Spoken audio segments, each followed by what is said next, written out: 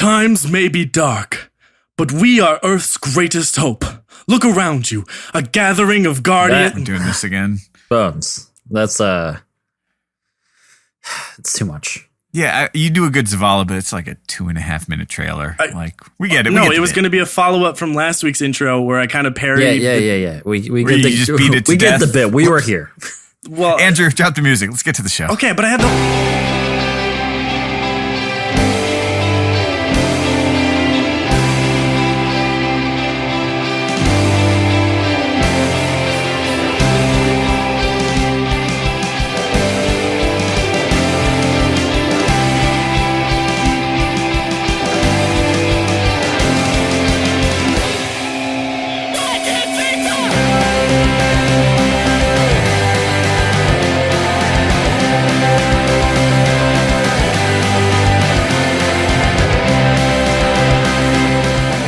Fine. Hey, Swain, how's it going?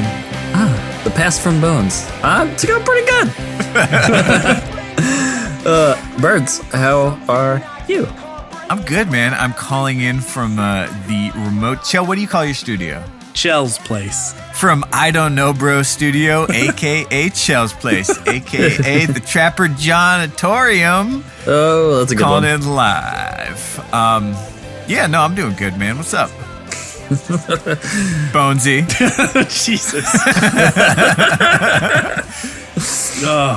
I got like a gross cough, so I might be muting my mic while we record this, but otherwise, that was not planned. Otherwise, I'm great. Dude, I'm very solid. I love how many intro bits we do these days just end with someone like yelling at Andrew to just drop the music.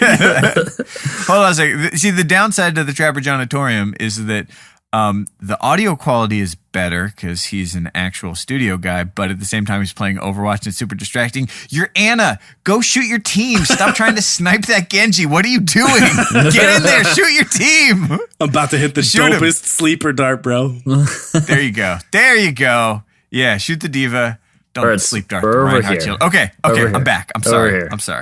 I'm turning my chair. Welcome, everyone, for the podcast for all things Destiny PvP. Crucible Radio. Mostly Destiny PvP. Where you hear birds shoutcast a Overwatch game. Or sideline. No one can see.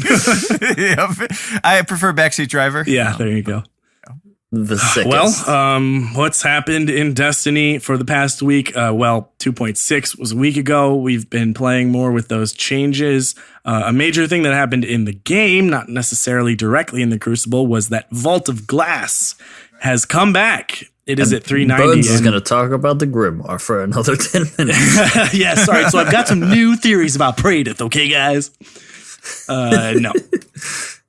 No, catch me on a other lore cast where I'm going to beg someone to let me be their guest since I'm a lore guy now. So we sort of, I want to just jump right into this. We have talked in the past. We knew Age of Triumph was coming out. We knew the raids were coming back, and we're like, is there any raid guns worth getting in PvP? And we didn't really say any solid ones. I don't really think. I, on the other hand, have decided that I can go into PvP with a full vault loadout and be pretty happy, at least in sixes. That's basically my disclaimer for everything these days.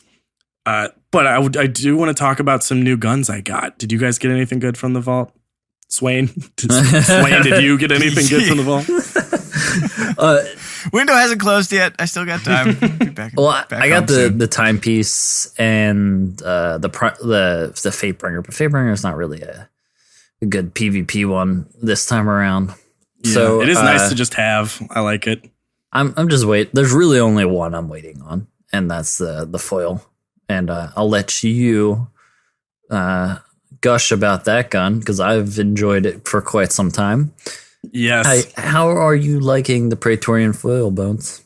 So I have to be honest. I've been into fusion rifles. They're still really just for sixes, but I get the most out of them. I don't know. Maybe people just honestly don't expect them as much. And I've been having a lot of success with the Vacancy and with the Hitchhiker. And I got Praetorian on our first run, and I was just like ecstatic. Because for the first time in a very, very long time, I got a gun I've never had before. So that alone was enough to just be excited. But sorry. Kenobi. But what do you know, B? I'm very General Grievous the past week right now. So Praetorian Foil is interesting because it's a fusion rifle, high impact class. I think it's same as Saladin's Vigil. And it's got perks that you don't usually see on fusion rifles. Those are glass half full and reactive reload. It's also got perfect balance or some range boost, minor things. I use the perfect balance. Glass half full does not do much. I think it affects like the 1 or 2 in the bottom of the reserve, and it doesn't change the amount of bolts needed to hit, but reactive reload does. Reactive reload puts like 67 per bolt, I think, and that is a big deal. Mm-hmm. And I just think this gun is heavy hitting and consistent, and it's just got good base stats where I was just hitting long shots with a fusion rifle that felt almost worth saving, even just individual kills. I was so close to just pressing the save clip button. I think it's great. There's a market for that on Twitter. Those one shot, those voops, long distance voops. Yep. Yeah, if I get a really long one, I'll probably be uploading one soon. But I think it's a great secondary, and I do think fusions have a place in the Crucible right now, and it's a very good one. The other ones I got from the vault, not that heavy matters too much. I don't want to sit here on the show and talk about which heavy to use because all heavy machine guns do the job. But corrective, we missed it. It's been a long time. Yeah. Corrective measure is a solid weapon, and I found myself getting some pretty consistent kills at range with that thing. Why exactly is corrective measure that great? I think persistence is a really great perk, and to be honest, I should look up the science. I need Fallout here to tell me when it kicks in. But there's something about that rate of fire. It's relatively uncommon right now. A lot of the things have a higher impact. I just found myself hitting headshots from pretty far away, and you get a bunch of ammo, which is always nice. I've been using the Iron Banner one pretty consistently, which is another pretty ammo efficient heavy machine gun, but it's just a solid gun, and sometimes it's just good to use something a little classic. The last thing from Vault is Praetor's Timepiece, and these pulse rifles. These are the fast firing pulse rifles like Clever Dragon and Grasp of Malak. They are not quite as dominant as they just were when Clever Dragon had high caliber. There's something about this, though, with Head Seeker and Secret Round. It just feels like it's a solid long-range gun. Not that it's really stretching the boundaries of what a pulse rifle can do, but you're getting consistent damage with that fourth bullet sometimes, and you're just doing a little more damage at range. And I found myself getting a lot of plays at good distance across Last Exit or Bannerfall or something like that with this gun. I will say, though, that it's just not a gun I want to use anything long range in the secondary with. So even Praetorian is a little too slow to also have with Timepiece. So I'd put it with a shotgun or a sidearm. But look, I want to get to one more weapon recommendation before I stop ranting and let these guys talk. I've been really, really, really happy about this. I've been playing Crucible solo after we get a raid done each night this week. And I had this thing in my vault because I saw a ninja with Noel using it a lot. And I was like, I'll give that some time. And, I don't like to put things away and not touch it. But I left this one, and that is Glass Promontory, the Trial Sniper from year 2. These guns had a rotating final perk, whereas Trials guns now, they just have their thing. And Winged Word, still the best sniper I can think of. But this does roll with Hidden Hand. It also has Quick Draw and Performance Bonus and Short Case. And if we're talking about the current special economy and the ideal perks on a sniper, this is the god roll. And I've always been kind of shying away from these lower impact ones, mostly from conditioning to know how much I need to get a kill if I hit a body shot, that sort of thing with the higher impact stuff. But I was kind of realizing that when I was trying to snipe with the new special and I was losing bullets quickly or maybe getting 3 shots off and then needing another box, it's almost like it's almost kind of dumb unless you're getting headshots. And I need my headshots to get better. Yep. I was getting really confident or comfortable with blints and body shots and stuff. Like I just needed to get my headshots back. And this gun with quick draw and the really fast handling and pretty sticky, I just felt like I was sniping like I used to. Like I used to one time ago before the April update and everything got a little slower. I was hitting snappy shots and it felt really good. And I think there's really something to say about using the gun that will get you the best headshots and not trying to go for a high impact body shot blint or just thinking like Devil's Dawn will get me some kills on low armor or something like that. I just want to hit headshots more often, and that's the gun that's doing it for me. And it feels really good to be hitting headshots when I do have ammo, which is a lot more rare these days. That's it. I feel good about those guns. Try them out yourself. I feel like I was being read to at a fireplace by Bones there. Like, I try to talk fast when I know I have a lot to say. I'm just like, let me just spit this out, or else I'll just ramble too much. But yeah, do the vault. It's fun. The vault is really fun. It's quite a challenge at that Atheon moment, and it's really satisfying getting those drops once you do beat them. It feels good, man. We're supposed to say Atheon now. No. Refuse to. We got a lot of stuff on the show this week.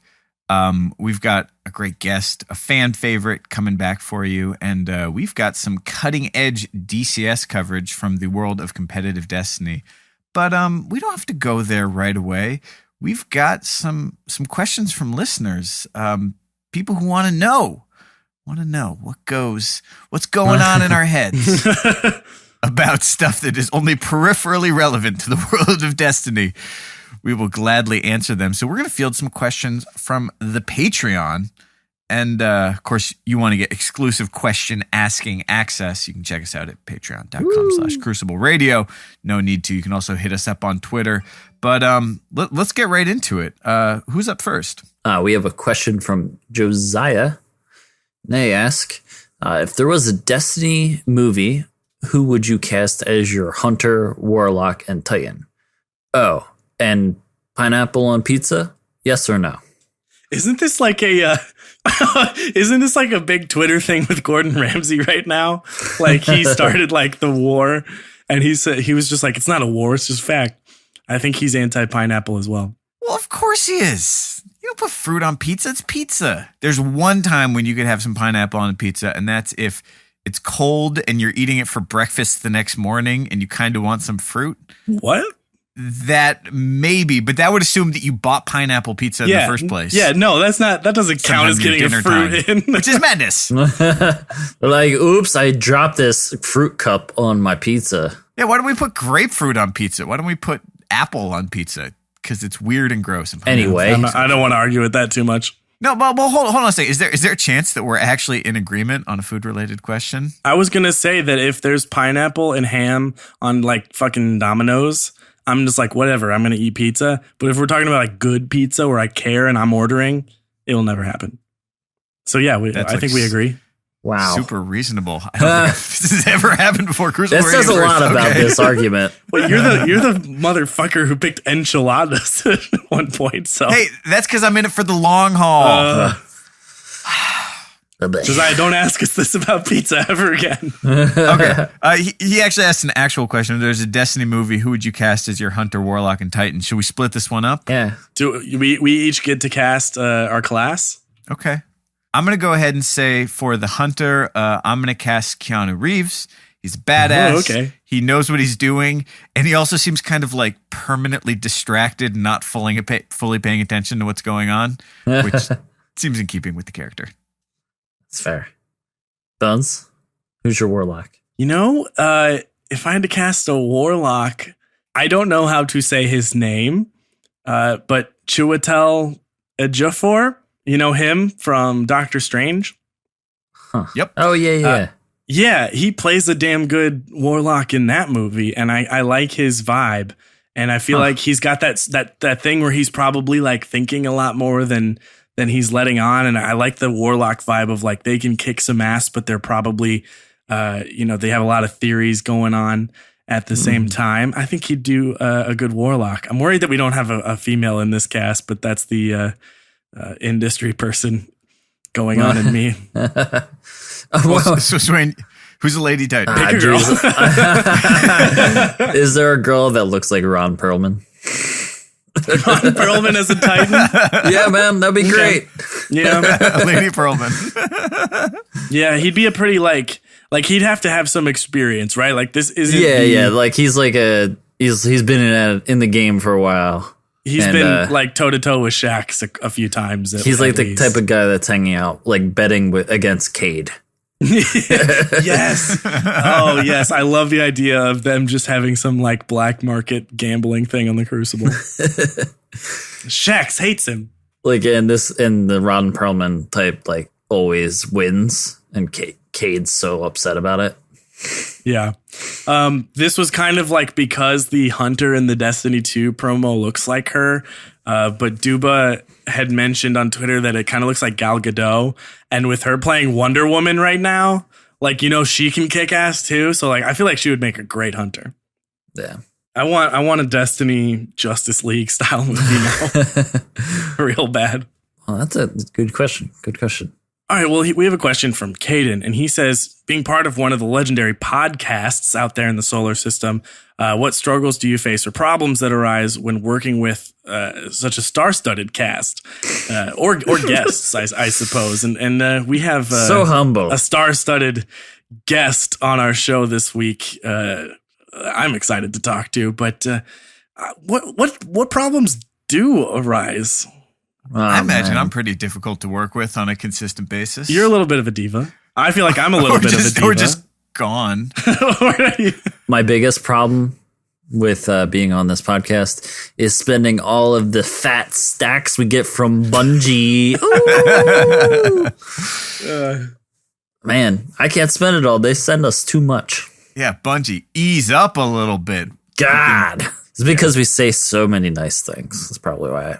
I think if in a moment of honesty, like if we're just talking about like what challenges do we face trying to do a podcast about the Crucible, I think there are times where I feel like I know I'm plateauing, and it makes it difficult for me to relay some good advice for people. There's definitely times where it's like, hey, not a lot has happened. I can't play as much Destiny as I might have done a month ago or something like that, or like I'm really not doing great this month. For the past week I played a bunch of Clash and I sucked. So like, what do you want to hear from me right now where I'm not playing that great? And I think that can definitely impact how energetic I am to say like, oh, I learned this one thing, or I learned from this mistake. And it's tough because I put a lot of pressure on myself to just like play well.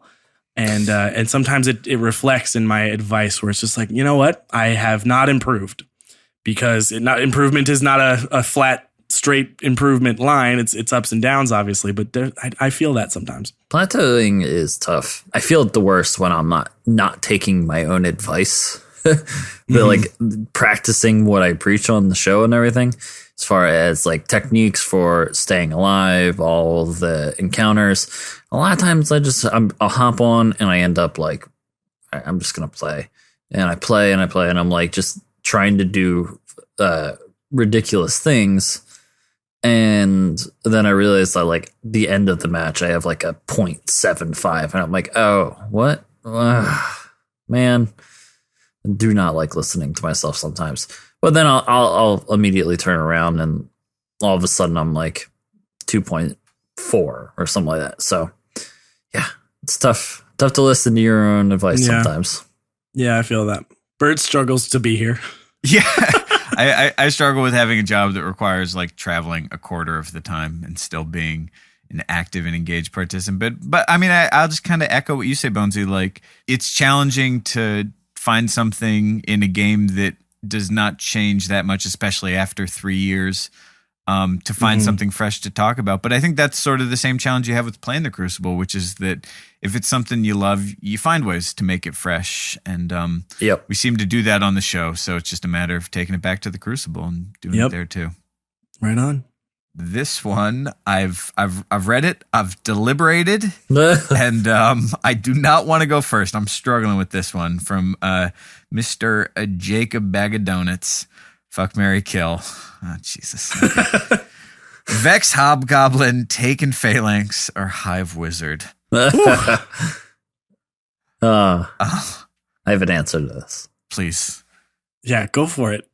So, F, the Hive Wizard, because she seems a little crazy, and that's cool. Yep. Checks out. I would marry the Phalanx because it seems like a good protector. Like, got a big old shield and such. And I would kill the Hobgoblin because I hate when they do the little crouch thing and you can't kill them if you don't one-shot them. It's annoying. And it's worth killing them. All right. I'm going to F the Phalanx because I don't know. I don't have a real reason. Because he's got a Like shield. the strong, serious type. Use the shield reason. Yeah, protection. I'll marry the Hive Wizard. I feel like they got I love a little attitude, right? They keep it interesting, keep me on my toes. I would kill the Hobgoblin because playing the Vault of Glass this week and remembering those snipers during the Oracle phase, I definitely had like a Vietnam flashback moment of just old raids in year one when those things were the worst enemy in the game. Way before Taken were there to bug you. Man, those Hobgoblins sucks. So I have darker memories of those, and taking like the Phalanx, they push you and they launch you, and the shields are annoying, but I always loved kind of bunny hopping over them and shotgunning them in the head, so they're fine. Well, I'm going to say whatever answers you guys didn't say and come up with unique reasons for them. I'm going to fuck the Hobgoblin because they got time magic. They're Vex. They could probably show you some tricks that, mix it up a little bit. I'll marry the Hive Wizard because, I don't know, they've got a cloud of poisonous gas that would keep you incapacitated for most of this unpleasant experience. And I'd kill the Phalanx because fuck those shields, man. They got a small crit spot. Just get them dead, get them out of my way. And you can't really have a conversation with the Phalanx. You're going to marry that and just come home and like, shield defense every day. No. Did I do it? Okay. Way to go. Yeah. I did it. Okay. Jacob actually has another question that we're just going to throw in here. I just want to hear your interpretations of this. He says, who are you looking forward to punching the most in Destiny 2? Bones. Me. Oh. Yep. I'm hoping for a new punch mechanic that'll allow me to punch you more often and harder. I think the question is like, who do I want to punch? But I think I'm more interested in thinking about like the new animations, because one of my favorite little things in Destiny is the way melees and interactions work. So like, this is a shooter, right? Like it's a space shooter, whatever. We've got magic. One of the most beautiful things in this game is the animation of a shoulder charge, especially in the air. I think that's so cool. And the thunder strike that happens when you do it is just amazing. And I love the difference in the melees between the classes. The Warlock throws the hand out, or the thunder strike with two hands. That's like the coolest thing ever. Throwing a grenade and it's like tossing with right. Like they have different throws, and the Titans do that solid punch, and the Hunters stab with a knife. I love that stuff, and I want to see the little tweaks that the art team and the designers make to that. So I'm just looking forward to punching in Destiny 2. I don't care who it is. It's going to be one of those Cabal doggos. Cabalos. I want to punch a Cabal horse. Yeah. That's it. Nothing else. I'm just all about the silly plays. I hope there's something that's silly, like that I can do on a Titan that like launch someone across Burning Shrine. Yeah. I want to see the equivalent of like the Swain perfect cauldron punch off the map. Oh yeah. And the depth. Yeah, that's what the is end D2 of my version of that? end of my career right there. Getting that perfect. That was emote. the highlight. Yep, I'm good. It was good. Good time, there it guys. was. All right, we have another question from Smiley Jersey. He says, do you guys think that the move to PC for Destiny will lead to us seeing a PTSR environment for testing game balance changes? And if so, would that lead to pushing Bungie's development focus to PC? So is there going to be a testing realm where players get to feel the changes before they're applied everywhere? Good question. I really enjoy the Overwatch PTR. Kind of gives you like an advanced look at what's going on, how it's playing. You don't like, even if I don't play on PC, I do enjoy looking over there as a console player and seeing like, oh, what's over here? Like what, how does this play? How does it, like a very high level player, handle these types of changes? Are they doing anything like interesting? Like, you may not be the best player yourself, but there's always a little bit of like, a little bit of knowledge you could take away from something, and getting ahead of the game will always be an advantage. Yeah, so there's something about the testing realm, at least in Overwatch, and anyone feel free to correct me. I don't claim to be the expert on it, but from what I hear, a lot of that stuff is something that goes in on PC, and it's in the testing realm while they wait for consoles to approve a patch. Seems to be like that a lot. Like they don't always like go live at the same time. Yes. But they do, PTR will have it, and then they'll wait until console will have it too at the same time. Yeah, so they're not necessarily putting it out and going like, give us feedback and then we'll make changes. Like the changes are gonna go through and they will end up in the game. It's just maybe it's beneficial to get that heads up first look, see how people feel, so they can just get started on the next balance patch. Like recently, Bastion was incredibly strong, and very quickly his armor was reduced. And it probably helps to have that testing realm. Whether or not Bungie focuses on PC, I don't think that they would know. They know not to make anyone feel left out. I think that's obviously a bad business decision, but Bungie values the community so much that they would never say like, well, better have this console or it's better. I could see them paying some extra attention to PC at first, simply Certainly. because they haven't done the balancing over there. Yeah, and they have more experience balancing the consoles. So we'll see. I mean, I think just to answer the question literally, I think, yes, it's more likely that we're going to see that because, and I think most people understand, but you understand like when a console new version comes out, there's a whole process of certification by Sony and by Microsoft to even get it out on console, even as a testing version, and releasing a new version is a big deal. With PC, Bungie controls all of that. So it's just significantly easier to do. So I think in that sense, no guarantee, but much more likely that we see that just because it's so much easier to pull off on PC. It is a tantalizing question just to want to know how the new method of operation will go down with this huge confirmation of PC. It's very, very interesting and something we are going to be paying attention to going forward. Well, thank you for our questions from our patrons. If you want to join the CR squad, go to patreon.com/crucibleradio. We have another DCS segment coming up on this episode today. But before that, we do have a word from our sponsor this week. Our sponsor this week is Casper mattresses, guys. Casper is an obsessively engineered mattress at a shockingly fair price. They have a combo of supportive memory foams to create an award-winning sleep surface with just the right sink and just the right bounce. Okay, check this out. Try Casper for 100 nights risk-free in your own home. And if you don't love it, they'll pick it up and refund you everything. Casper understands that the importance of true sleeping on a mattress before you commit, especially considering if you're going to spend a third of your life on it. That's a long time. I've said it before. I'll say it again. Like, I still wake up every morning and think, oh my God, I got a better night's sleep than I ever did before my Casper mattress. When I'm trying to fall asleep, I used to like get insomnia, stay up late. I'm in bed, I'm out. Maybe I'm just getting old, but having a mattress that, just feels comfortable, feels like home. It feels like the best mattress you've never had before. You owe it to yourself. Try it out. See what it's like. Yeah, I love mine. It's always cool. There's always a cool side.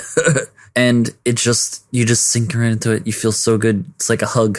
So with Casper mattresses, there's free shipping and returns in the US and Canada. And with over 20,000 reviews and an average of 4.8 stars, it's quickly becoming the internet's favorite mattress. And here's what we have for you, the listeners of the show today. You can get $50 towards any mattress purchase by visiting casper.com/crucible and using offer code Crucible Crucible. Terms and condition apply. I know you guys have heard it before. If you haven't gone to Casper and at least checked it out, you're doing yourself a disservice. I know you got your web browser pulled up, casper.com/crucible. All right, guys. Well, we are going to dive right into this DCS coverage. You know, we're all on our journey, but you learn from watching the best, and we've been watching them. But before we go there, guys, any suggestions? I suggest a musical break. Musical break. You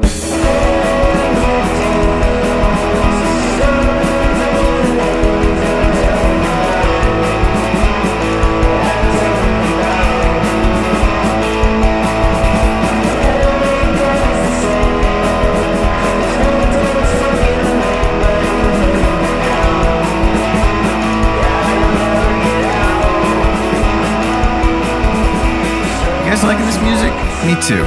This is the Ellie Badge. You can find them at the Ellie, E-L-L-I-E, badge.bandcamp.com. They got a ton of albums there. Go check them out.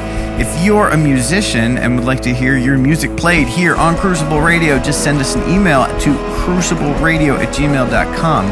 And if you would like to see your Destiny gameplay footage featured on the show, all you got to do is send us your best match, upload it to YouTube, send us an email to crucibleradioclips@gmail.com, and then check us out.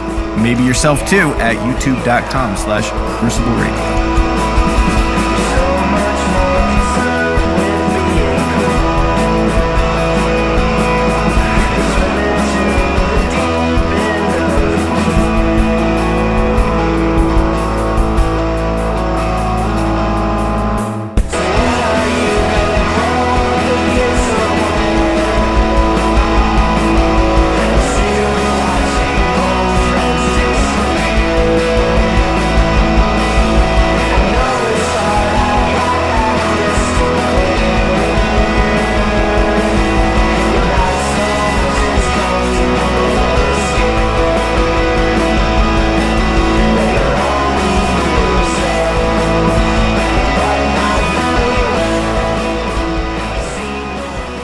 Hey everybody, you're listening to Crucible Radio, giving you that Destiny Championship Series coverage. And this week we are recapping the second week of DCS coverage. We've seen some clear winners emerge, top of each of their bracket, not the God Squad only, but the God Squads, because there's 4 of them. We're also going to be looking at week 3 currently in progress and talk about some changes to the free agency policy. So let's get into it. You are listening to DCS coverage with Crucible Radio. So after 2 weeks, we have 4 clear leaders, one for each group. These are the fan favorites, if you will, the known clans. We've got God Squad, Primal, I Am, and BSK. All of these teams are just dominating their divisions. They've all gone down at least one game. God Squad has lost twice. They have not faced each other yet. So we are basically like finding these first top tier players and waiting to see when they actually clash, because those games will be huge. But yeah, I mean, God Squad is sitting 18-2 and every other team is sitting 18-1 with no series lost. That's pretty incredible. We're really going to see how the dust settles. It's becoming clear that at this high level of play, there is a huge gap. These teams are just dominating with 6 wins, 0 losses. There's a bit of competition coming up from below. We saw a couple real close matches in this week, but I think these teams, these 4 teams, the 4 Kings, are going to be holding on to this top spot until they go head to head with each other. Well, let's go ahead and get into it. At the top of Group A, it's the one, maybe not the only, but the named God Squad. Of course, in God Squad, we've got the names you know. A. Gabriel, War, Bulletproof, Just Aquila, and Elimino and Pashi. Look, these guys have been dominating the Destiny competitive scene since it first came into being. Since it was a thing. Yeah, since it was a thing. So no surprise that they're on top here. We watched their final match in week 2 up against Visual, and we just saw some dominant play throughout this round from these guys. Never really a serious challenge from Visual. And like I said, they have dropped 2 matches to KFC and Ordain, but that's just one match in a series, and they always come back hot. They are incredibly aggressive. They work fast. They have always played incredibly in your face, and we've seen some really dominant play where they are just feeling good. They get into zone and they just keep going. It's pretty crazy. I mean, when you've got A.E. Gabriel on your team, you've got one of the fastest players, much less Titans in the game. Look, Titans, if you want to see what effective Titan skating, especially working that shoulder charge in there, looks like, go check it out. But that that carries the whole team. Mm-hmm. These guys play real traditional competitive play. They're continually rotating. They're continually moving to the spawn. Very little static play. They're certainly not doing any setups. Gabe, of course, decided to rock the engram head, the Fellwinter souvenir. I don't think it changes your hitbox, but it certainly stares down the other team. One thing that was interesting in this match is while I pretty much saw only shotguns across the board, the special ammo changes have meant that we see a lot more hand cannon play. That probably the bulk of the kills coming from hand cannon. The thing I'm interested to see is coming into week 3, now that we've got the change to auto load your special when you pick up the box, if we're going to really see shotguns go back to taking the majority of kills. You know, for the most part, watching Gabe, he's so focused on moving aggression, getting kills. He might go right by a special box if it's a little bit out of his way. He's certainly not crouching and loading 5 rounds. I'd watch him load 1 round in at a time and keep on moving just sort of as needed. And this hyper-aggression playstyle, it really worked well for them in Clash and even in Supremacy because someone was going by to pick up those crests. Mm-hmm. And in Group B, Primal has taken a strong lead. They are 18-1, losing 1 round to Hotel California. Love that name. But otherwise, they are 6 wins and 0 losses for the series. And they have been really showing up with some really strong communication, including just player callouts, but nade callouts, you know, knowing when the other team has wasted an Axion and knowing when you can push. And that's just allowing them to function incredibly efficiently and hardly drop a single round. Yeah, this final match against Hotel California, it was interesting to sort of see the contrast with their style with God Squad. In particular, seeing how they sort of communicated as a team. Not to say that God Squad doesn't have strong communication, but the mood always felt pretty light. They're joking, they're laughing, they're making call outs, but for the most part, the comms are pretty light, pretty thin. Primal definitely had much more of a focus. We really started to see a couple player matchups here. In Primal, I don't know if it's official, but my pick for team captain is definitely Frostbolt. He seemed to be leading the charge and calling a lot of the shots. And it was interesting to see him go up against Ramblin' and Murdaro, both very, very good players. I think what we saw here, though, was their style of playing a little bit slower, definitely focusing on parts of the map. On Exodus Blue, they showed a real strong preference for that inside area. That, as a team, seemed to win him these games. Although I've got to say, Ramblin' lands those shots. He was he was definitely giving them some trouble, even all by himself. Yeah, and I've seen that a lot in tournaments where a team can just be so good at slaying, they can be fast, they can hit the perfect shots, but if they're not adjusting to the game type and actually playing defensively, if they need to protect a zone, you can lose a game and you can go down. But so if you're adjusting to the game type and saying, all right, we were extremely aggressive for Supremacy and now we need to play defensively on zone control, smart teams will do that and be able to adjust in mid-series. Yeah, I think their style, their sort of defensive, sort of more structured style, it really served them well in zone control. This is their game mode. We saw a lot of really solid defensive shotgun play, very different from sort of the Gabe drive-by. One move that I saw everyone on Primal using to great effect is sort of the defensive air. So you're getting pushed through a door, you need to buy some time, you're weak, and so you just jump up and float for a second.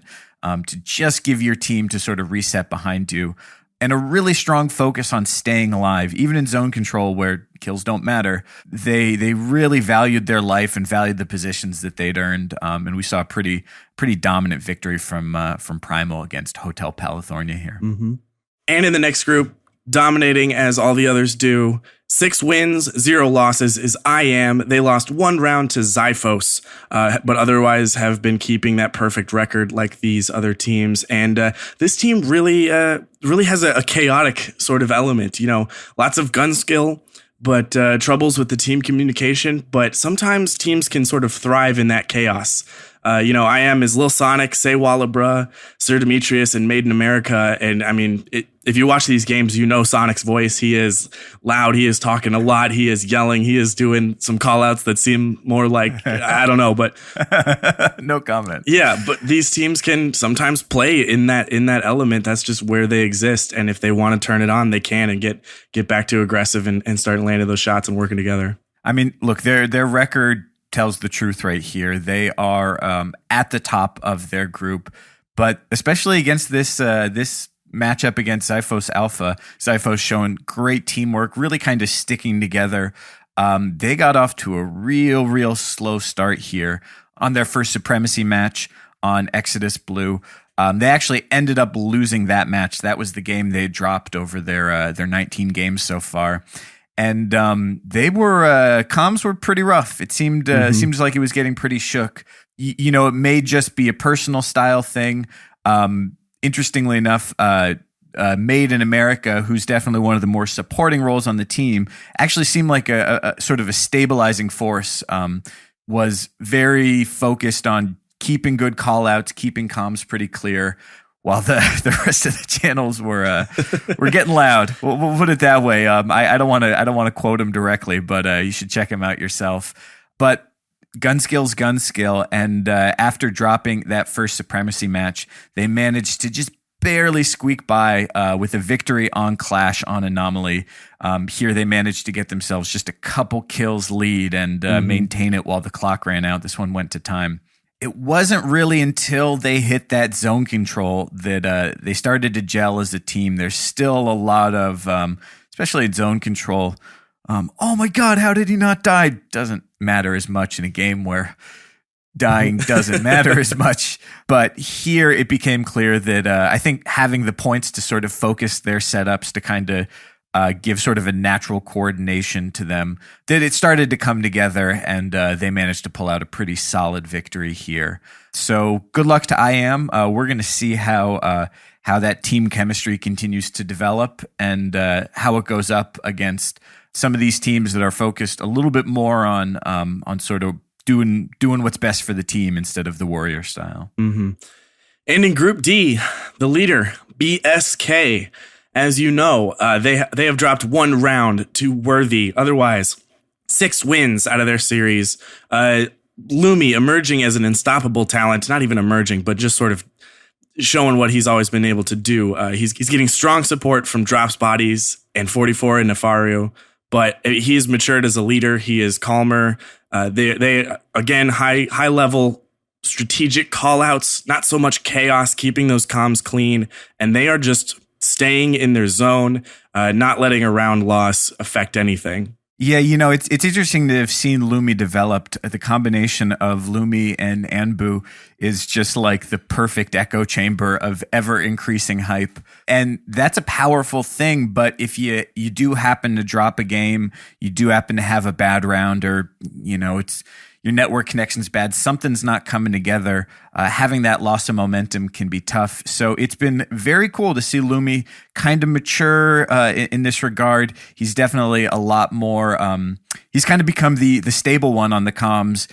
When they do drop a game, he's the one bringing them right back to it. And look, there's a ton of talent on this team, not just from Lumi, but Drops Bodies, X44, and Nefario. Very, very solid gun skill that really carries the core of this team here. My theory is that's balance that makes a team good. Is you have your hype man, you have Anbu who's ready to bust out a let's go when you need it, and then there's Lumi to keep everyone focused and keep everyone sharp through a series or multiple series in a day. Now, I wonder about this because you talk about that balance.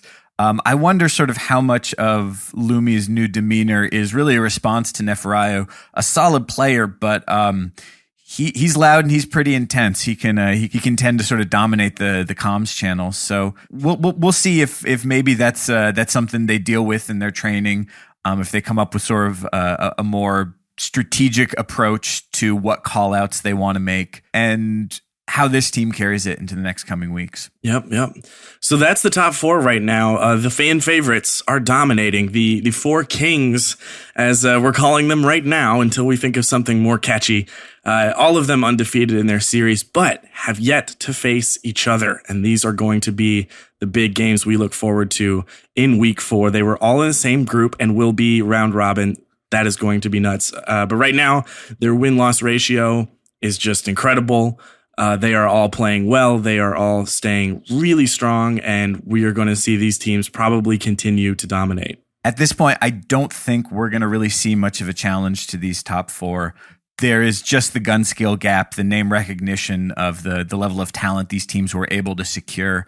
But the only other teams that are even positive or breaking even in their record are Visual, Hotel California, Worthy, Xiphos, and Dexterous. And Dexterous 2 has dropped out. Visual has dropped out. The competition here is thinning out pretty quick. Past that, the remaining 7 teams, there's just a huge gap in the mechanical ability there. So these are the 4 to watch. Bonesy, what do you think? We've sort of seen these teams. We've seen some adjustments they've made, and as they sort of gel together as groups. Who's your pick to take it? Right now, my pick is BSK. They have always been incredibly good, but they have also stayed pretty tight. Their roster doesn't change drastically. It's Lumi and it's Anbu, and you got those guys playing together so consistently. And we've just seen a little movement from all other groups. They always play together and stuff, but these guys, they don't waver. We don't see anything crazy. We don't hear crazy comms. We don't hear panic when a game does get low or there's no loss in morale. They just are consistent and they stay so strong. And I think that's going to carry them even as they face up against God Squad, because I have seen them beat these other teams and I have seen them do really well against the other best players. But that's my pick right now. We'll see how things change. I'm going to have to put my money on God Squad, because the level of play, just the huge boost to your team you get from having a Gabriel, Pashi, Elimino, these guys on your team. I watched them pull out Strength of the Wolf in some of these matches, and at no point did it really seem like they were challenged. They were never really sweating.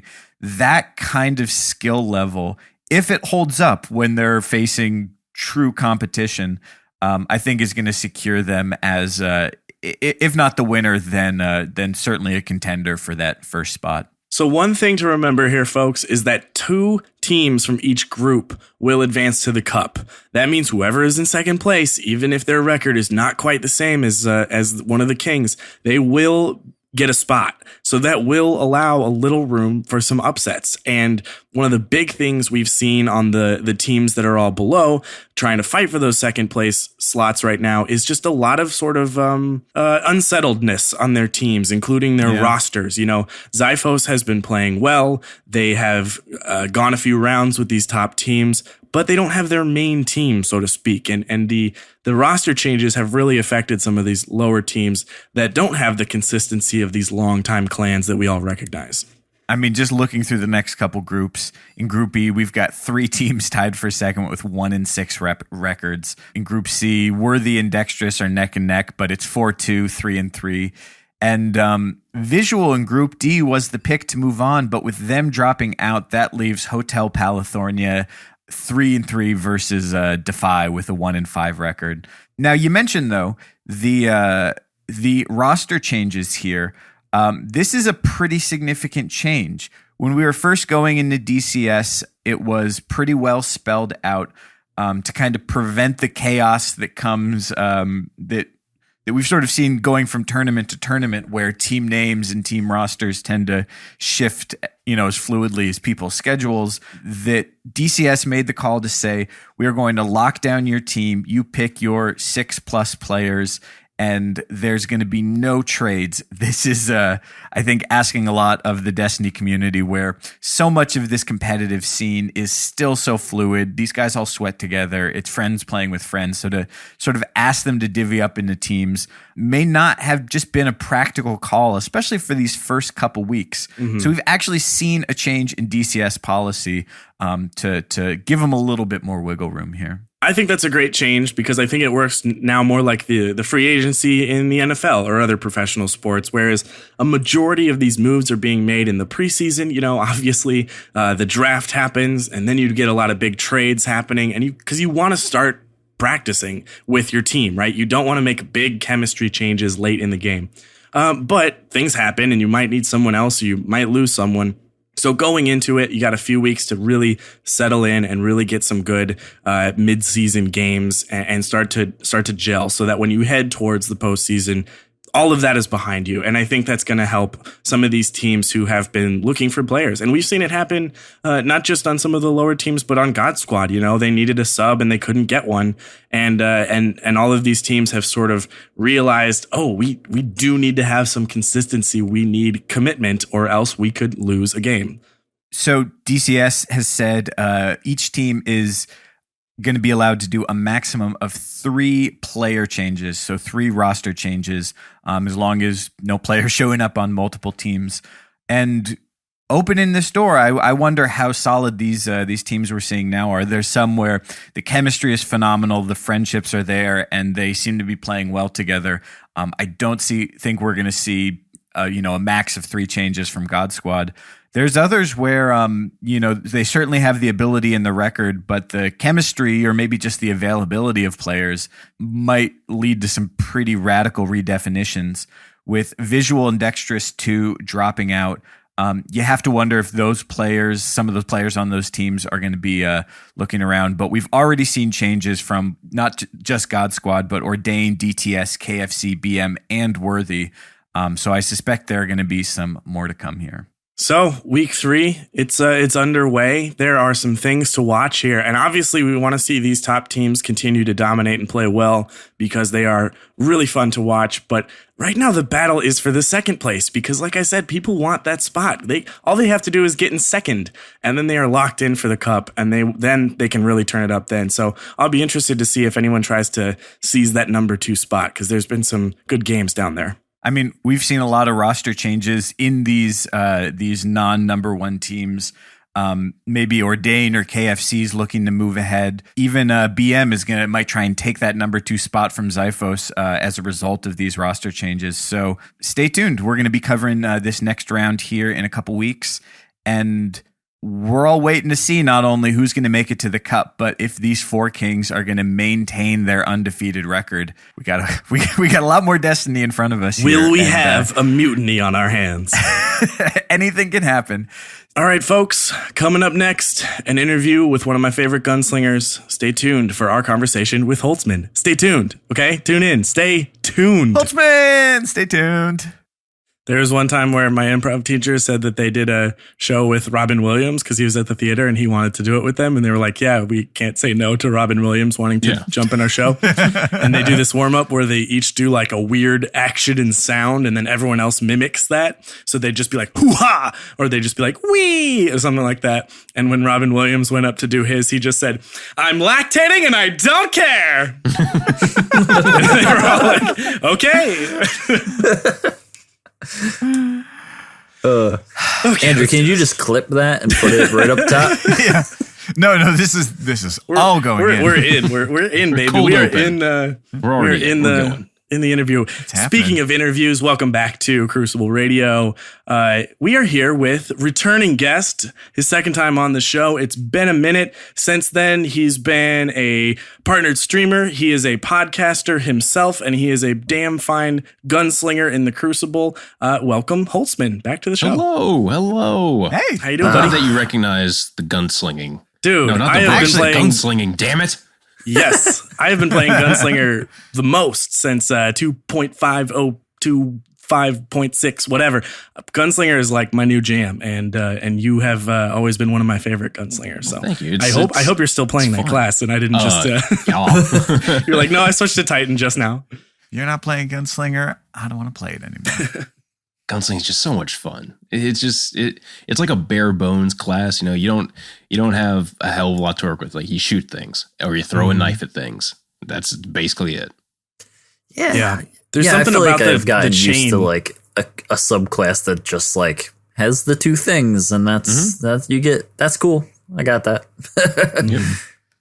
I actually, Bonesy, I don't believe this is Holtz's second time on the show. I believe this is his third time, if we're going to be honest about it. Right. Because we had an interview with you, but then you made a special appearance on one of our anniversary episodes. That's right. Maybe some very 52. nice Was it episode 52? Probably. I just remember that outside of your main interview, you said very nice things about this. And I never forget a compliment, so...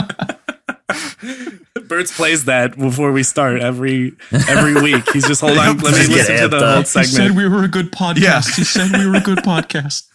I need constant validation. It's a burden. But well, welcome back. On that Gunslinger vein, what have you? I've always been interested in people's specific loadouts when it comes to Gunslinger, because I feel like despite being a pretty simple utility class, that's one I probably switch around on the most.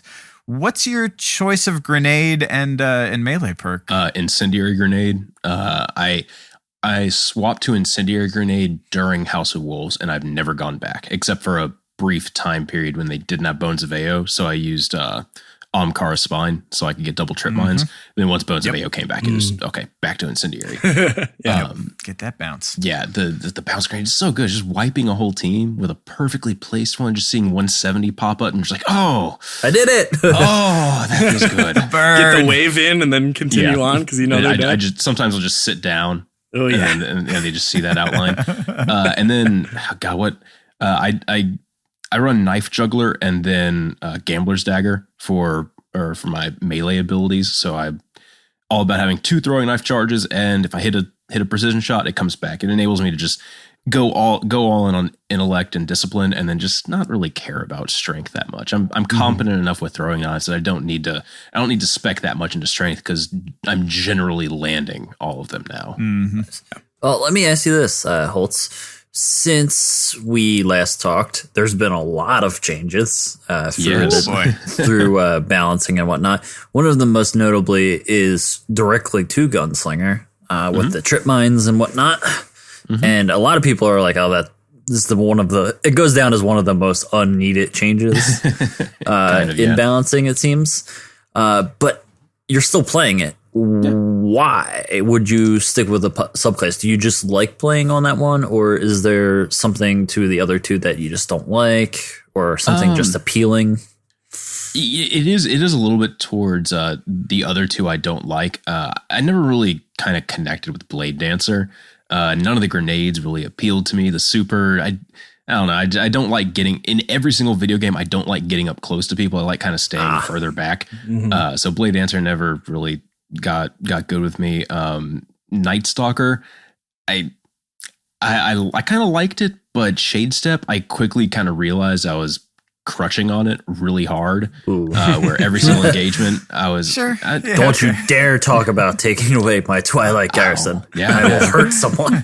I'm just saying that, Shade Step, like it became such this reaction to, I see something, I'm taking damage to Shade Step, and it's like, what happens when I don't have it? What happens when it's off cooldown? I've become so reliant on it that I don't know how to approach a gunfight or a situation anymore without this, one ability. But if I go play other classes, which I always do, I'm horrible.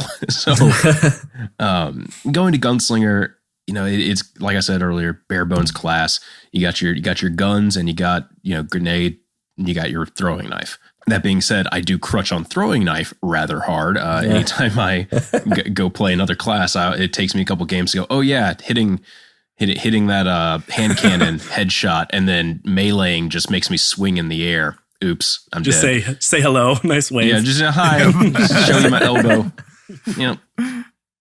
But the Gunslinger class, back in the early, like the alpha, loaded in. I was like, Hunter, first class. All right, sure. Loaded in that. Ooh, this has a knife. What does that do? Hit the first enemy with it. I was like, yeah, I like that. That's cool. And ever since then, just the feeling you get when you land a throwing knife or just like some trick shots of throwing knives. It's just so fun. It's like when you get a brand new pair of shoes and you tie them once. And you don't, you don't untie them, you just slip your feet in them. Yep.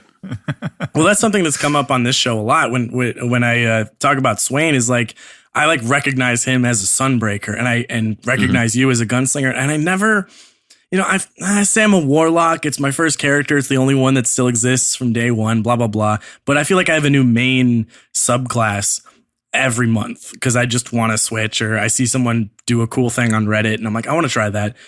Is there something to it where you just kind of like being one thing, or is it just a comfort level? And do you feel like the skill ceiling goes up because you are more comfortable with it, put more hours into it, or is it just purely preference? So there kind of exists this weird thing with video games. Every single video game I play, I find the thing that I like, and then I just want to get really good at it. Here. Yeah, and that's why I played World of Warcraft for 10 years. I found the Hunter class in WoW. I was like, oh my God, this is so much fun. I did play a lot of other ones, but like learning how to make the absolute most of every single one of your abilities, learn all of the edge cases where, bouncing a grenade off, bouncing an incendiary off this particular pole in this particular manner on this map when enemies are there will cause, this reaction, and learn how to incorporate that in with your double jump so you can do it while moving and everything. I really enjoy that level of play, and you can get it from other, subclasses. Everyone can find that thing that they can connect with. And for me, it just happened to be Gunslinger. I was actually secretly trying to get Swain to switch.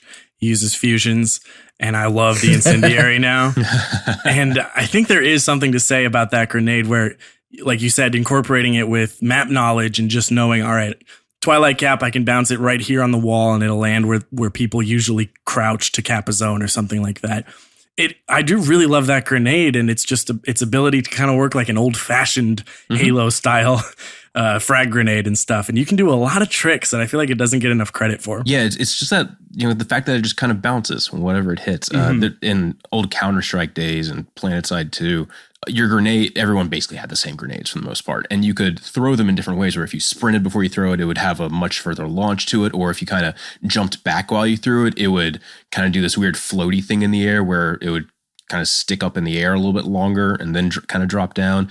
And there's all these different things that you can learn how to do just with your grenades. So when I see people kind of doing that flavor of the month thing, stickies are definitely, they're great. You throw them, the people die. But they're kind of a very one-dimensional grenade for the most part. You throw them, they stick, boom. That's it. You know what you're going to get with a sticky grenade. With spike grenades and stuff like that. Throw it against a wall. If it hits people, great. Not okay. That's basically what you can do with the grenade. You can zone people and stuff like that. But I don't know. There's just something to be said about that old tried and true basic frag out grenade. Yep. So we got a balance patch recently. Not a huge one. But have you noticed any changes either in the loadout that you choose to use? I wonder in particular about the changes made to hand cannon range, or in sort of your strategy and the opponents that you go up against. Or is this sort of kind of the small change it feels like, and you're pretty much just doing the same thing you've done for a while? I've always liked the more fantasy aspect of my hunter, where it's like, I love the hand cannon, love having a sniper. And even though I love Trespasser, man, do I love Trespasser, and Duma Chelch's scout rifle. I love that particular combo. I always go back to hand cannon and sniper, regardless of the patch, regardless of, the state of the Crucible. I always kind of return to that. And like I have an Aes Luna with a rifled barrel on it. It also has triple tap and hidden hand, but whatever. Whatever. I'll take it. It's got a rifled barrel. I'll take it. It's good enough.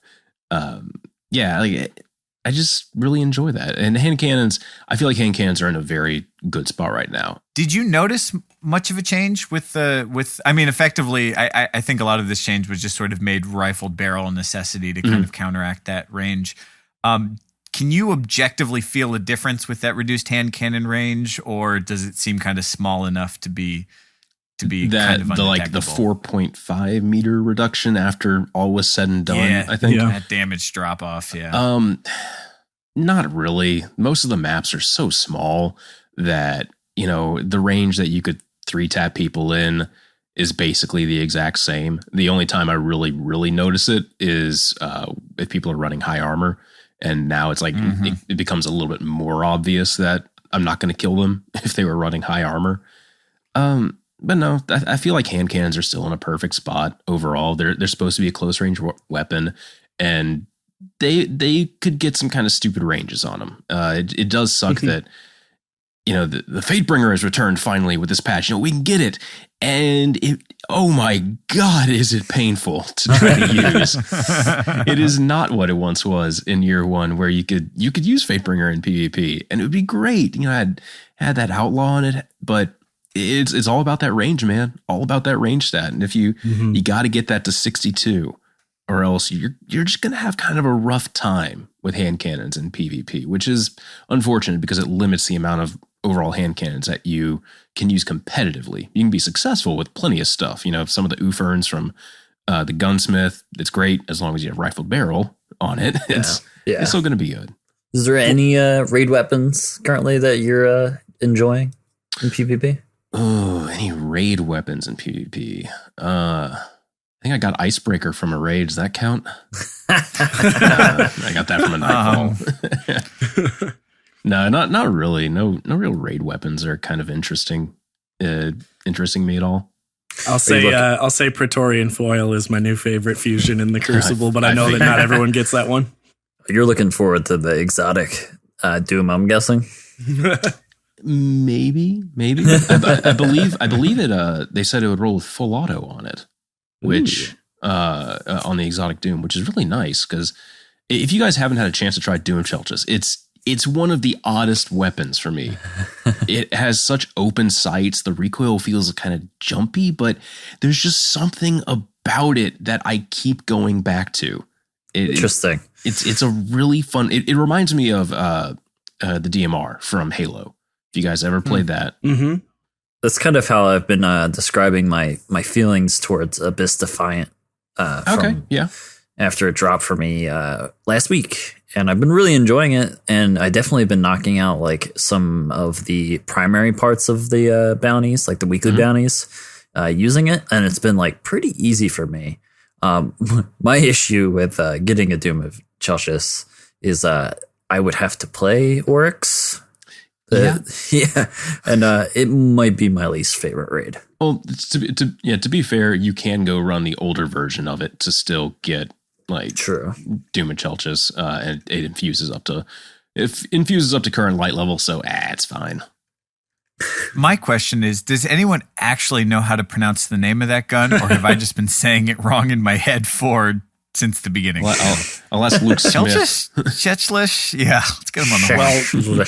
I've flat out denied ever changing it from Atheon to Atheon, despite the speaker in that trailer. Not okay with that.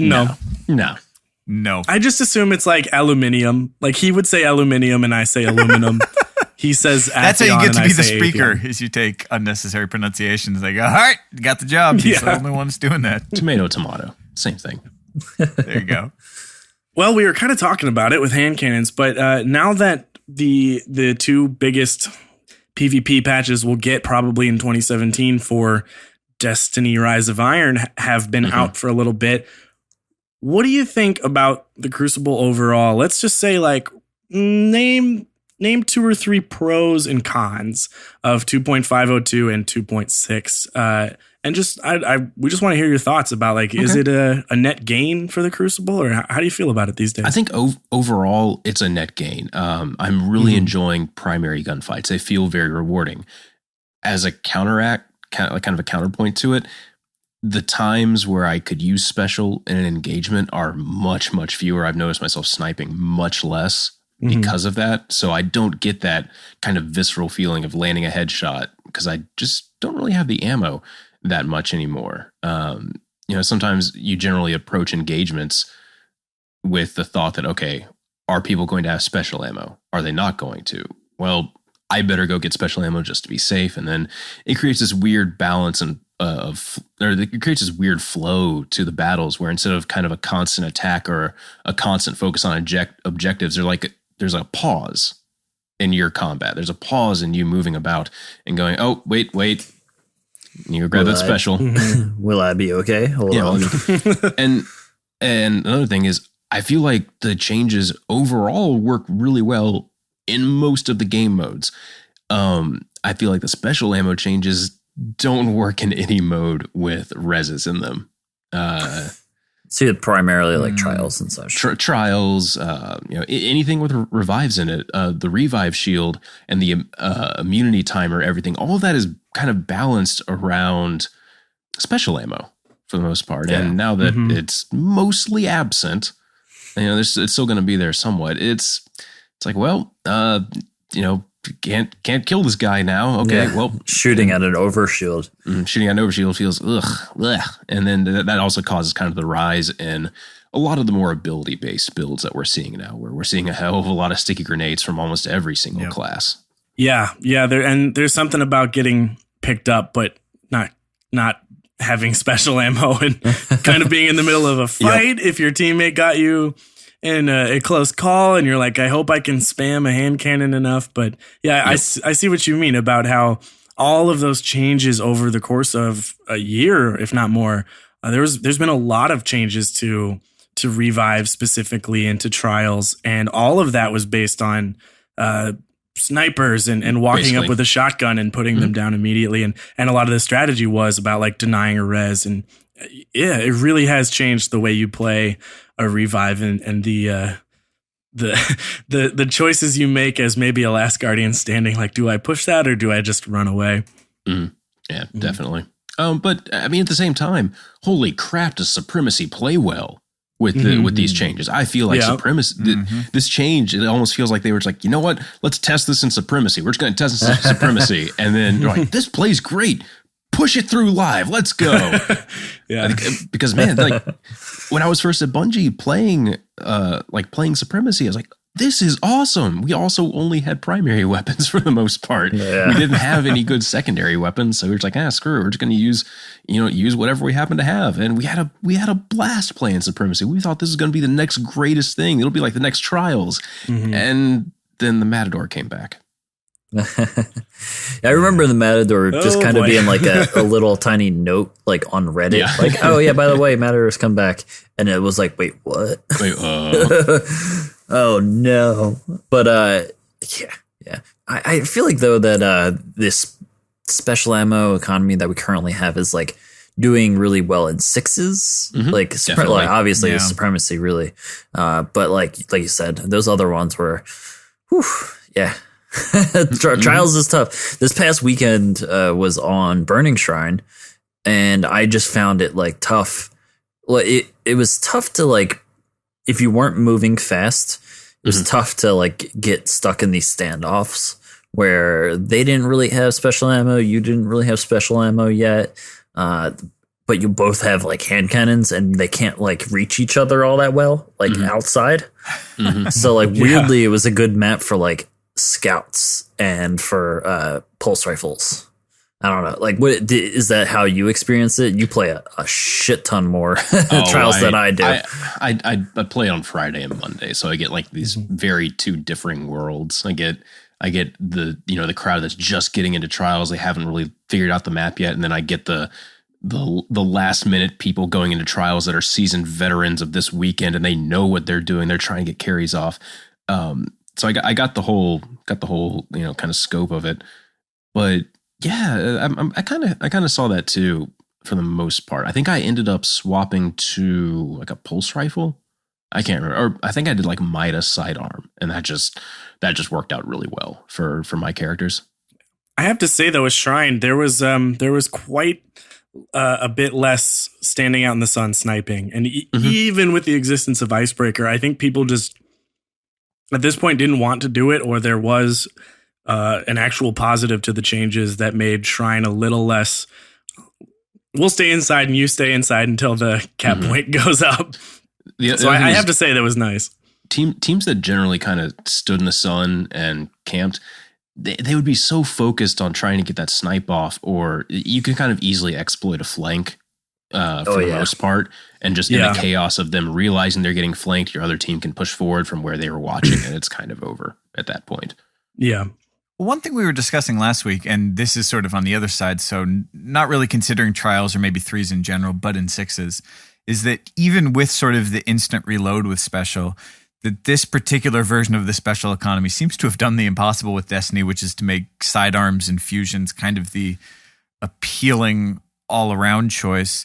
Would you say that that's true, or that's kind of what you're seeing, and has it been enough to sort of tempt you away from the sniper? I actually don't think I've died to a fusion this patch.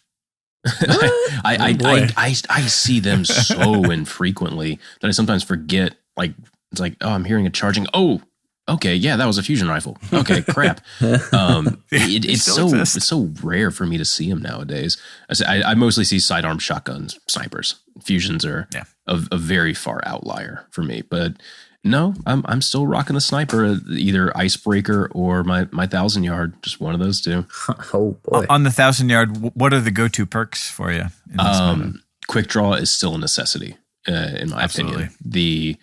Those nerfs a while back to the kind of handling speed, the scope in speed, it really made you need to be able to swap to that weapon quickly. And in the fast-paced Crucible environment, there's not a lot of place to really hang back as much as I think they want us to. So yeah, a quick draw, and then like I have hidden hand, and then a scope, and then short gaze, which is a scope that I like. I also like long view, SLR10. Basically find a scope you like, get quick draw on it, and then after that, just doesn't really matter. It doesn't really matter. I used some really crappy rolls, but they had quick draw on a scope I liked, and then I eventually worked my way up to this one. That's making me realize something, actually. When you're talking about the perks, it's like, yeah, quick draw is absolutely necessary because it comes up in every time you ever aim down your scope and try to use a gun. But the special change has made me care a lot less about what special weapon perks I have because they just don't play into as many engagements. And it's just like, well, I'm going to get 25% less snipes than I did before this special ammo change. So it's okay if I have a sniper rifle with outlaw instead of hidden hand. And I'll still use the good ones. I still want to, but it's kind of nice to just care a little less. And obviously I still need to use the perfect hand cannon. But it is sort of taking the pressure off of having the god roll for me, secondary weapon. For me, when I kind of look at the changing philosophies of how I want my weapon spec for PvP, it has kind of evolved over time. I used to, you want some really cool utility perks because in the beginning stats didn't matter a hell of a lot. As long as your weapon had good stability and you could control it, range didn't really play into a factor as much as they said, range will affect your aim assist. It's like, oh, I can't feel it. I don't see any empirical actual data from the game that seems to say so. So screw it. I'm going with more stability on my whatever. And then as the game kind of progressed and they were able to refine the sandbox even more and more, now for me, it's not about the utility of the weapon. It's about the consistency of the weapon. We were talking earlier, hand cannons, you got to have rifled barrel. That's a consistency thing, and you definitely want some other stuff to hopefully increase the range, which will therefore increase consistency. Icarus to increase your consistency from shooting in the air. It's not really about those incredible utility perks. And same thing on special weapons. We always want that max range shotgun, especially more so now since you're not going to be able to go on many shotgun sprees. You just got to use what you have. Snipers, again, consistency. So, Holtzman, I saw a video of yours that really piqued my interest. Okay. And that was you comparing Magic the Gathering to Destiny. I would love to hear you talk about that. So I'd love to do this exercise with you guys. And have you. We love exercises. All right, sports psych, Steve. Imagine a lemon. Got it. Go. Okay. So in Magic the Gathering, there was a really great article put out years ago that went over how the designers designed the game. When they were designing a specific card, they're like, what type of player do we want to really get excited about using this? And they made player types. The ones that the first one that they came up with was Spike. And he is the equivalent of, like Lumi. The guys that are very much into high-end Crucible. These guys They really want to, they're very competitive. They don't have any loyalty to like a specific class. They have loyalty to what wins, because that's what matters the most is winning. They, of course, winning to them is fun. Every player type is all about having fun, but what is the thing that causes the most fun to happen? And then the second was Johnny. And Johnny's kind of an interesting player. He has kind of a flair for the dramatic, and mostly Johnny wants to win, but he wants to win in, with style. He wants to win in a very specific manner, and he can lose a ton of games. He can lose, almost the entire night. But if this one time he gets to win in this very specific manner that he has wanted to, then that makes the night for him. So that the equivalent of that would be, someone who's, trying to go for a sick no scope, or, just, throwing a cross map throwing knife. I do believe that I'm a Johnny. Yeah. So doing what to an outsider, it seems like they're just doing stupid stuff. And it's like, no, I'm trying to do this specific thing, and it's so much fun. I'm trying to jump snipe with Queensbaker's bow. Yes, leave exactly. me alone. I may miss 30 of these shots, but that one I hit will be awesome. Exactly. And then there's Timmy. Timmy is kind of like the hardest one for us to relate to, because Timmy generally doesn't kind of seek out information the way that all of us do. We're all very involved in the communities. Timmy is kind of like he sees Dragon's Breath. He sees Dreg's Promise, and he's like, this looks so cool, I'm gonna use it. It doesn't matter about the viability of the weapon, or maybe he just likes Nova bombing dregs because that's awesome, man. Like Timmy, it's not an uneducated player. It's he wants to win, and he wants to win big, but it's not going to be the best way to win from a more competitive standpoint. And at the same time, all of these can be combined into each other. Like, you can be a Spike and a Johnny together. You can be a Johnny and a Timmy together. You can be a Spike and a Timmy. Somehow, I know it's very rare, but you can be a competitive player that also just does stupid, or that really wants to use, that loves Dragon's Breath. He found a way to do it. Mm-hmm. So in the video that I put out, I compared myself to kind of a Johnny and a Spike. I have this really specific play style that I love going with. Gunslinger. It's this winning and playing. This is a form of self-expression for me. The gunslinger is like an extension of myself. I've put a character into it. I've built it up. And so when I'm winning this very specific manner that I've kind of envisioned. It's very much a fantasy. That's the Johnny aspect. But at the same time, I have a very competitive streak about me. I love winning. We go into trials. I'm not going to lie. I kind of get a little mad when we don't get to the lighthouse on a card because I feel like I could have done better. There's something I could have done to make this stupid spec that I'm running for how many years now be even more refined. Whatever play that I messed up, try to put that in the back of my head and go, okay, whatever I did there, try to approach it in this particular manner later on. So that's kind of what I'm. That's the idea. That's the exercise that I want you guys to maybe look at. And the whole reason I put this out is it helps us understand ourselves as players. So maybe we don't get frustrated from, why am I not having fun in the game anymore? Well, maybe you've been playing for the wrong reasons that you actually think you might not, or you may or may not enjoy. The other thing is to help us see why other people enjoy playing the game. It's kind of hard to relate to people sometimes when they're, going, why are you using Dragon's Breath? Come on, take it off, man. It's like, no, dude, it's a Timmy. He's just going to enjoy it. It's just fine. Who gives a shit? Or like, man, why do you use a Ice Luna Matador? And it's like, well, I like winning. I like winning. Use whatever. Don't apologize. There you go. There you go. I wonder if there's another archetype that's like the Bill who's just been clocking into the Crucible, eating that same ham sandwich for lunch every day. It's going to show up every day. Usually that's more of kind of like a Timmy type thing, because they're not going to be Birds. You might be a Timmy. You might be a little bit of Timmy. Oh, that face when you realize you're a Timmy. People also got a little bit pissed at me that I didn't put this. There's another one called Vorthos, which is based. Oh wait, no shit! I want to be a Vorthos. Oh, that sounds badass. Sign me Actually, up. that's basically a librarian. You're the guy that's sitting there reading about how all this stuff is really cool, but you're not really using any of it. Okay, that's Oh no, I'm that's definitely a Vorthos. You're absolutely, absolutely. I that. did. First, I wanted to be a Vorthos, and then I didn't want to be a Vorthos, but realized I was a Vorthos. That's me. Yeah, they're the guys that like study the lore of each of the things, basically. I think it kind of works really well because our podcast covers pretty much all of those. Like, Yeah. I would say Bones is more of a Spike. Yeah, I'm a Timmy, and I'll put on Monte Carlo, and I'll put on something weird, and I'm just gonna be like, you know what? I'm about having fun tonight. And then if I die 5 times in a row, I'm just like fuck this put on palindrome.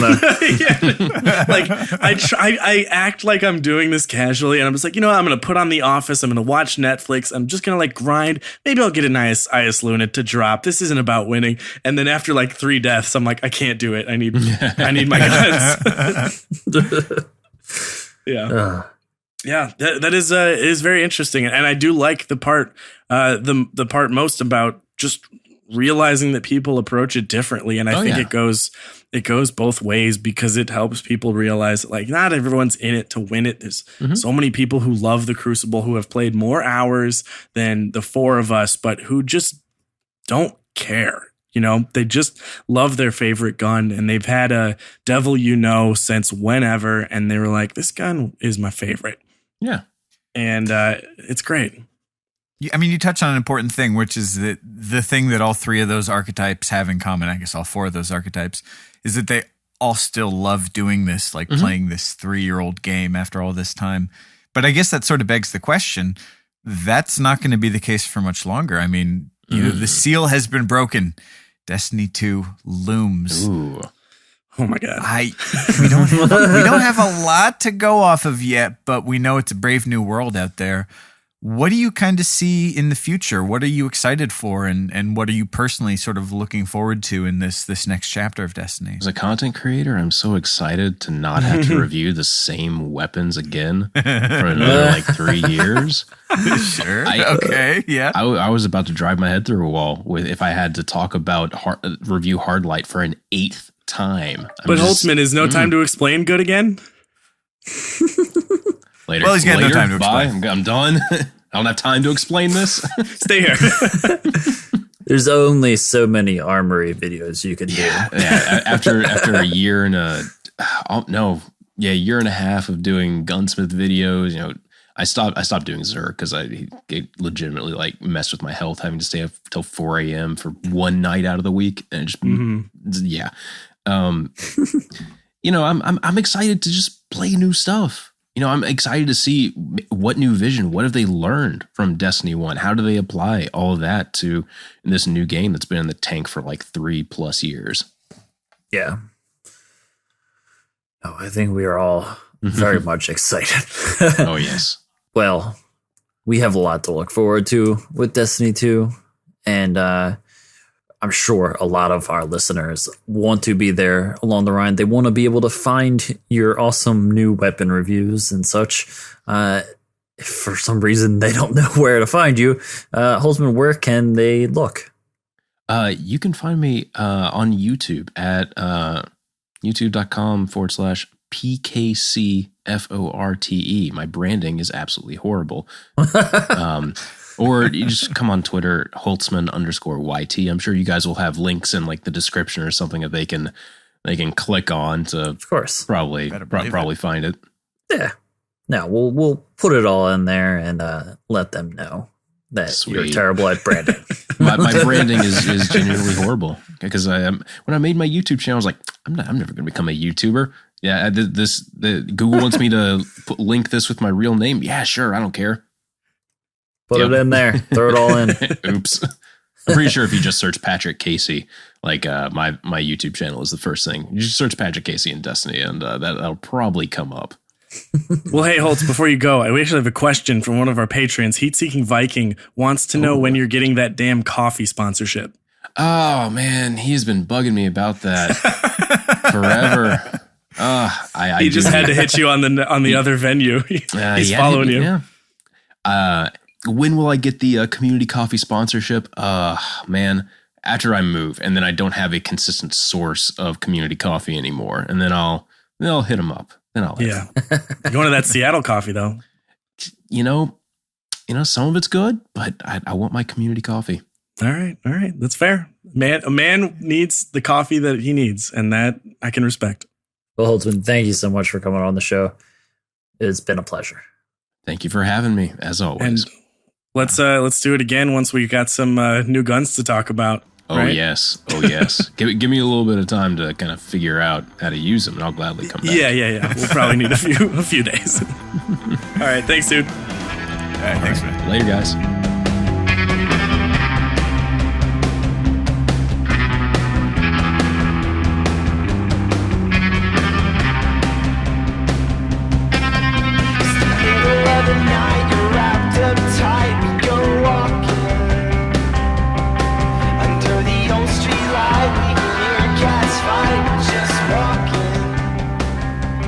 Well, it's always good to have Holtzman around, guys. He's a good dude. Just talking about Gunslinger makes me want to work on those combos where you get like that knight's bounce kill and then a knife and then Gunslinger's so fun.